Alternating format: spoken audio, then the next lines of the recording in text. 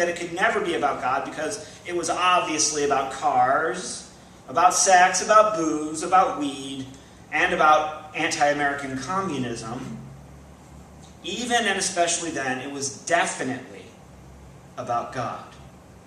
Because it was about a deep human yearning, a seemingly insatiable hunger and thirst, a hunger for thrills, for kicks and chills, yes, but also for salvation, righteousness, and revelation. Studying Kerouac and Ginsberg and Cassidy through a distinctly spiritual lens, a way of looking at something, to study them through a distinctly spiritual lens at our grassroots Christian fellowship taps into and plays out what I see as one of the primary premises of Come ToGather's mission. That it is possible to follow Jesus as our friend, our teacher, our Savior, and also to deepen our appreciation of the Jesus teachings as we travel down a road of life with an awareness of religious diversity and an honest questioning, which for some of us includes an interspiritual perspective. As we tentatively explore the spiritual Kerouac through a brief look at his life and works, the relationship of his Buddhism to his Christianity, we can be aware that mixing Christianity with other religions has a long legacy. Didn't begin with Kerouac, didn't end with Kerouac, definitely didn't begin with Come ToGather. There is a wide and vast worldwide history of holy hybrids. The many Christian syncretics who still claim Jesus as Lord.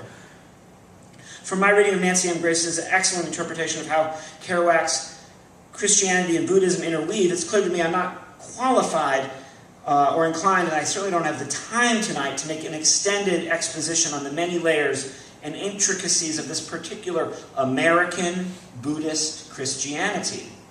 Put plainly, though, my novice reading of non-theistic Buddhism reveals concepts entirely compatible with Christianity.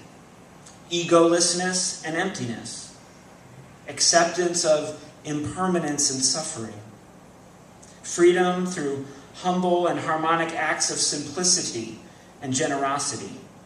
Grounded in practicing daily meditation and finding mysticism and the marvelous and even the most mundane aspects of everyday life.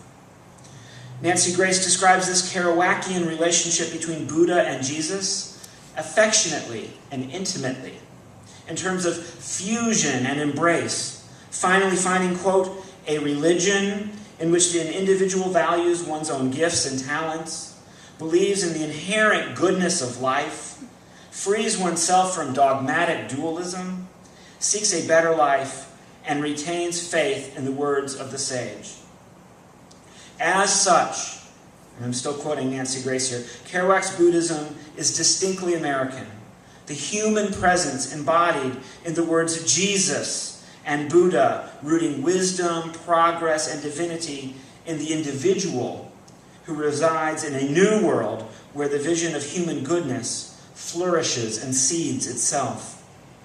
Like Kerouac, and enhanced by Grace's reading of Kerouac, I see the non-dogmatic depth of Buddhist insight as a sympathetic supplement to my theistic side that seeks a compassion and forgiveness via a cosmic creator and a personal Jesus. Put simply, Buddhism and Christianity can be experienced in a complementary manner. And for the Buddhist Christian, a Buddhist practice like walking meditation does not contradict a faith rooted in relationship with Jesus. I like the way that Buddhist teacher Thich Nhat Hanh puts it. And this is a quote from Thich Nhat Hanh. When you are a truly happy Christian, you are also a Buddhist.